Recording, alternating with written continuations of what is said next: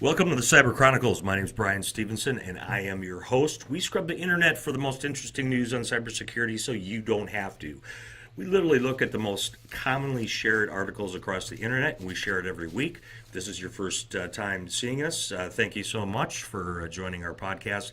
And we're going to get started. We have some really interesting articles this week. We have a county in Georgia who paid $400,000 to get rid of a ransomware. We have a Russian internet bill that's causing protesters, up to 15,000 people, to get in the street and to protest. We have the gaming industry in the sights of hackers in Asia. And we have a Citrix data breach, just a small little 6 terabytes of data that was taken. And we have an outage for WhatsApp and Facebook, which was the gain for a company called Telegram. We're going to talk about that. That's our leading story. Let's get started. Our fifth most popular article of the week comes to us from ZDNet. Georgia County pays a whopping $400,000 to get rid of ransomware. I shouldn't laugh. That's a lot of freaking money. Officials in Jackson County, Georgia, paid $400,000 to cyber criminals this week to get rid of ransomware infection and regain access to their IT systems. The ransomware hit the county's internal network last week on Friday, March 1st. Reported on Wednesday. The infection caused most of the local IT government's IT systems to go down. So they paid the ransomware.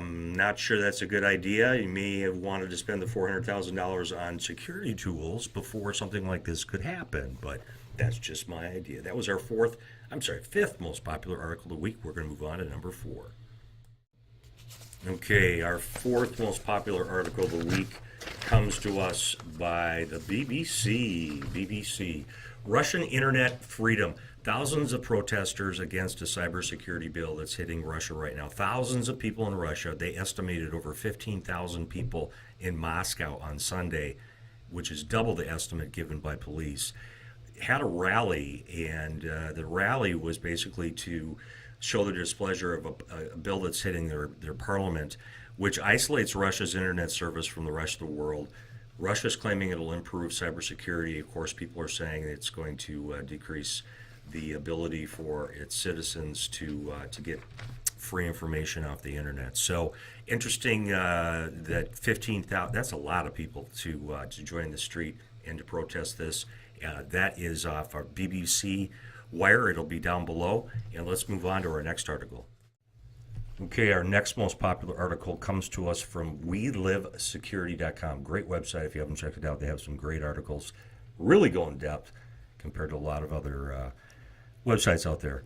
Gaming industry is still in the scope of attackers in Asia. This is not the first time the gaming industry has been attacked by attacking gaming developers.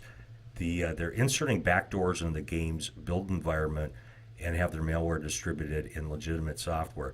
April 2013, Kaspersky Labs reported that a popular game was altered to include a backdoor in 2011. The attack was attributed to perpetrators Kaspersky called the Winit Group. Win-T. I don't know how to pronounce that. Win-T.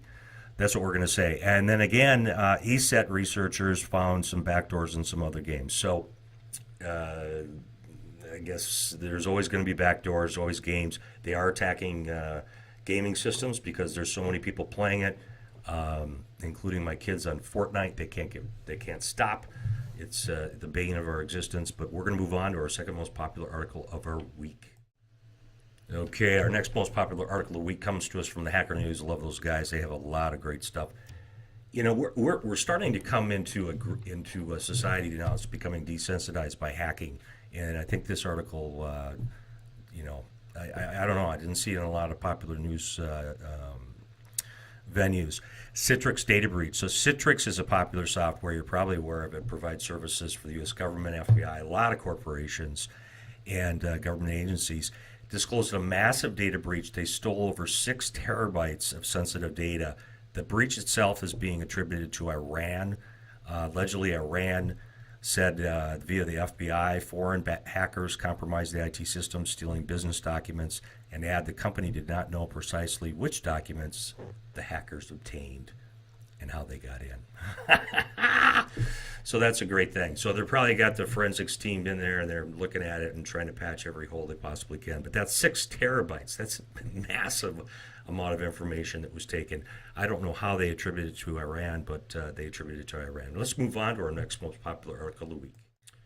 Okay, this was our most popular article of the week. Your loss is my gain. The Hacker News Telegram gained 3 million, count them kids, 3 million new users during WhatsApp Facebook outage.